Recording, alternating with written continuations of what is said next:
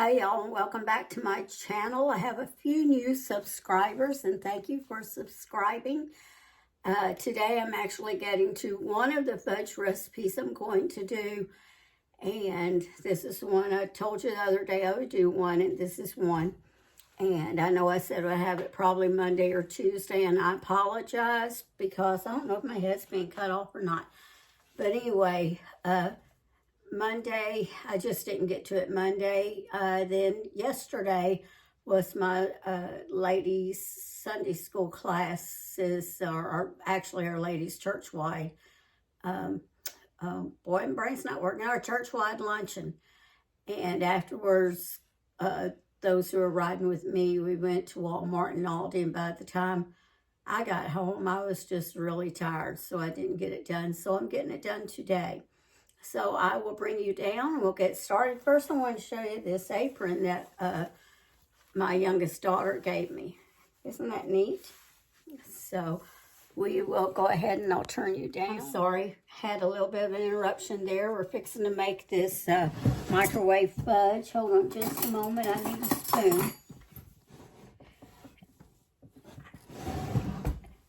All right, so the first thing you're going to need is get you a microwavable safe bowl, and you're going to need a pound of powdered sugar. Now make sure you sift that, okay, to make sure you're getting lumps out, and I've already done that here.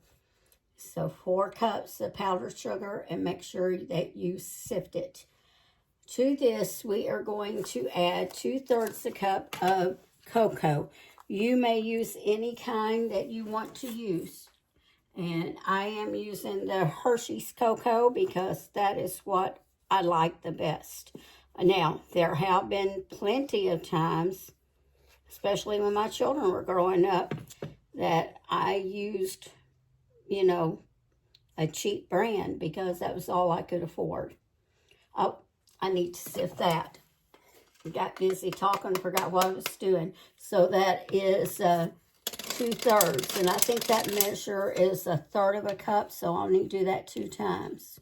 Yeah, so let me get another one. So that's 2/3 a cup of cocoa. Well, I may have to do like I planned when I got that spoon out, to spoon it into here. And I know I'm making a big old mess. I always have, and I probably always will. But don't worry, I'll make sure that I clean it up.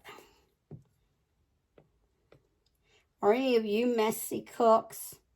Or can all of y'all do everything really well? Not me, I'm a messy cook. I maybe do it well, but do it nice and neat. That's what I meant to say. Do y'all do it neat? And sift that in there. Your 2/3 a cup of cocoa.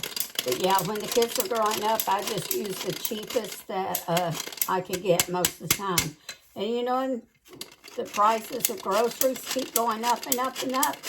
I may have to go back to the cheap kind. But it won't hurt at all. We have to do what we have to do with what income we have, don't we?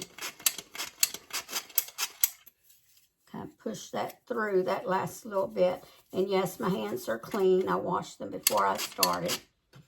I set that to the side. Close up my cocoa.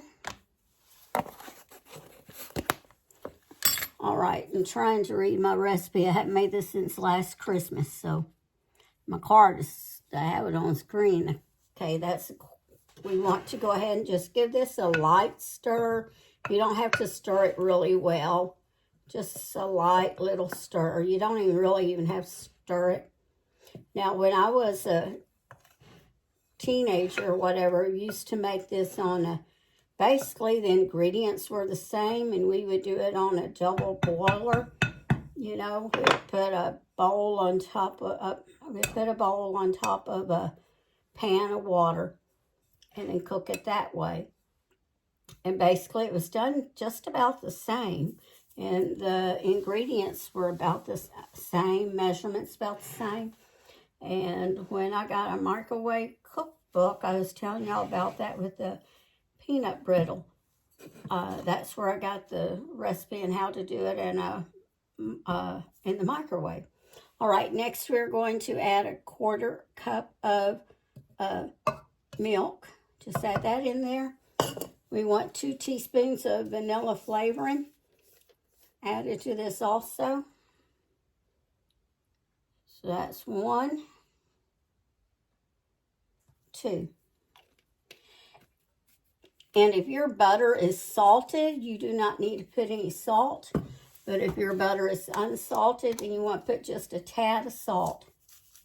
And all that does is saltness helps to cut that bitterness some.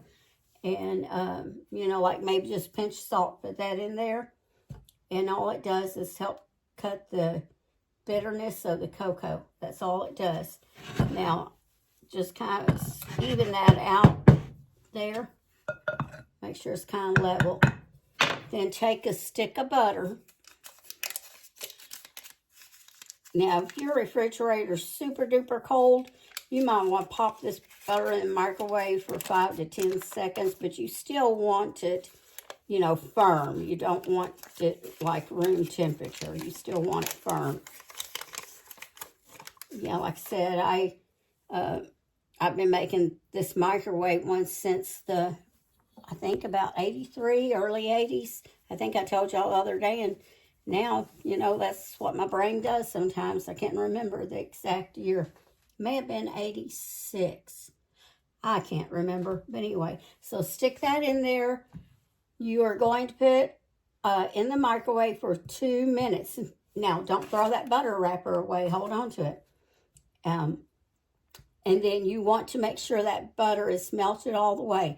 If it's not melted all the way, then we will do it in 30 seconds.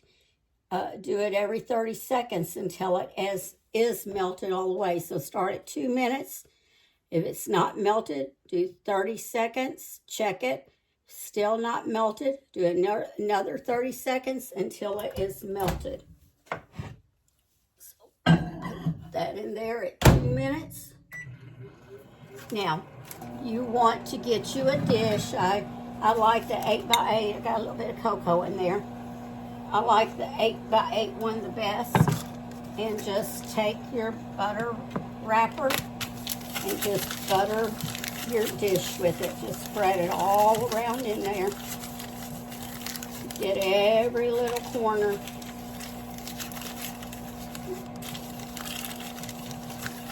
And just butter it so it will be ready.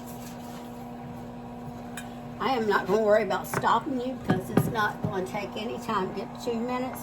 But I am going to go ahead and clean up some of this stuff while I'm waiting.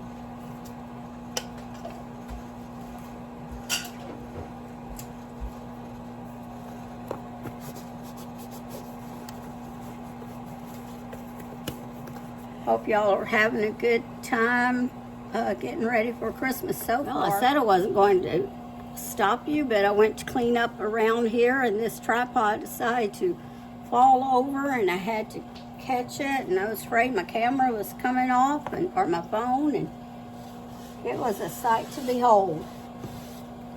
So, I don't know why it gets so top heavy with that phone.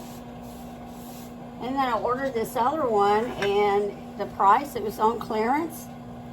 And I just got it in yesterday. Well, I get that thing, and that thing's really big with a huge ring light and everything. And I have no clue why I'd set that over there.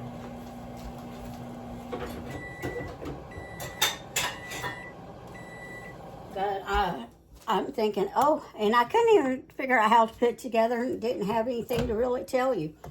It didn't make any sense. So I have to wait until my son gets here. Okay, as you can see, this butter is still not melted all the way. So I am going to give it 30 more seconds.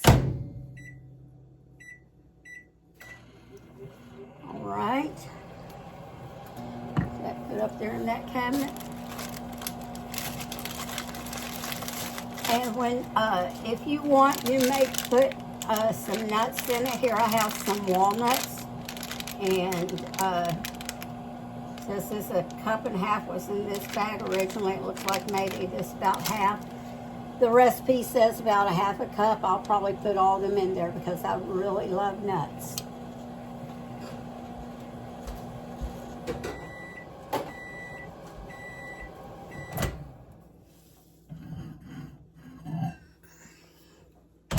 Okay, see that? That looks good. There's maybe just a tiny little smidgen. That's not all the way melted, but that'll be good enough. Now, what we're going to do is we're just going to stir this until it gets kind of smooth. You want it smooth. So just stir it until it's smooth. And you could just do this like in a 1 quart, casserole bowl. Or any kind of microwave safe bowl. I just like to have plenty of room to stir because I am kind of messy.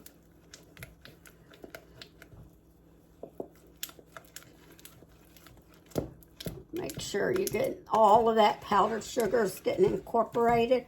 You'll maybe find a couple of places where it's over there to the side. And you may get some lumps that you can't get out, because some of that powdered sugar sometimes will tend to go ahead and start cooking. But that's okay. Who doesn't like a little pop and bite of powdered sugar? And you could even whisk this. I just stir it with a spoon. With just a wooden spoon. That's all I do.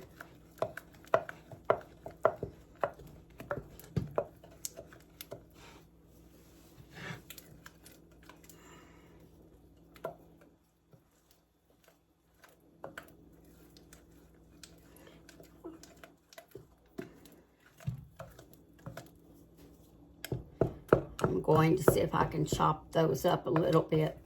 Okay, I think that's about good. You don't go way too long. I did it about a minute because it may start setting up on you. And I am just going to stir these nuts in now. Just kind of scrape the sides as I go.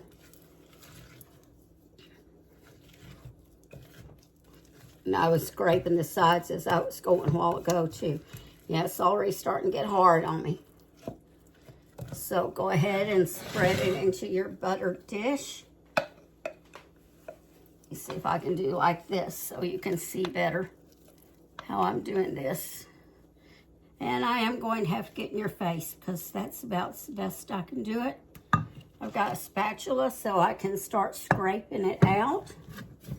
I am going to push down first.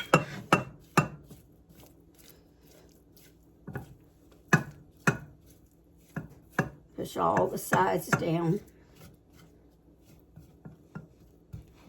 And then just kind of get it out of there. Now this is my favorite fudge. It's a softer fudge. And my husband liked a harder fudge. And that's the one I hope to make soon. I don't know when. I have to make sure the weather is right because it has to be a low humidity day. No rain, no snow. Just kind of a nice day, a nice sunshiny day. I'm going to see if I can scrape any more out. And hey, if not, then guess what? I get to eat it.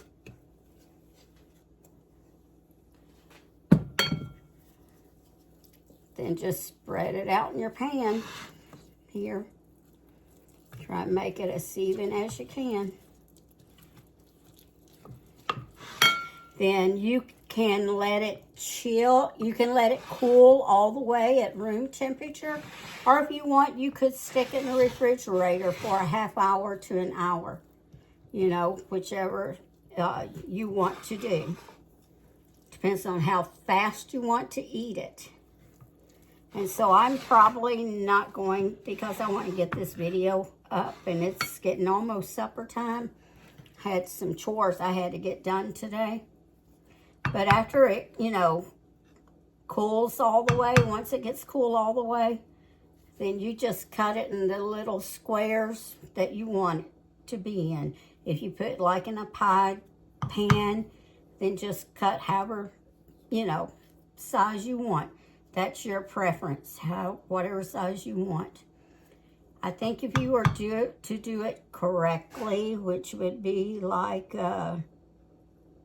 little 1 by 1 inch squares, I think is supposed to be the quote serving, you would probably get about what,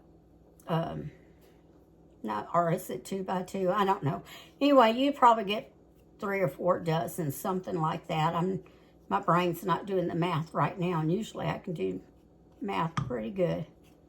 But I tell you what, I did not sleep well at all last night. I had a hard time just getting to sleep. I think because my legs were really bothering me. Okay, let's kind of smooth that out one more time. And then we are done. We'll have to eat that little bit. I shouldn't scrape that first one in there to begin with. All right, let me turn you up. And hope this tripod is going to...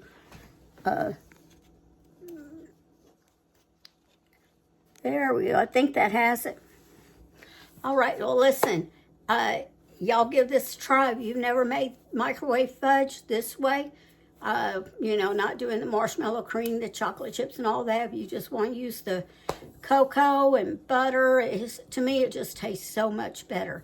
All right, y'all, remember to always season your cooking with love, and hopefully I'll be back soon with another video. Which one it will be, I don't know offhand. I haven't thought that far ahead.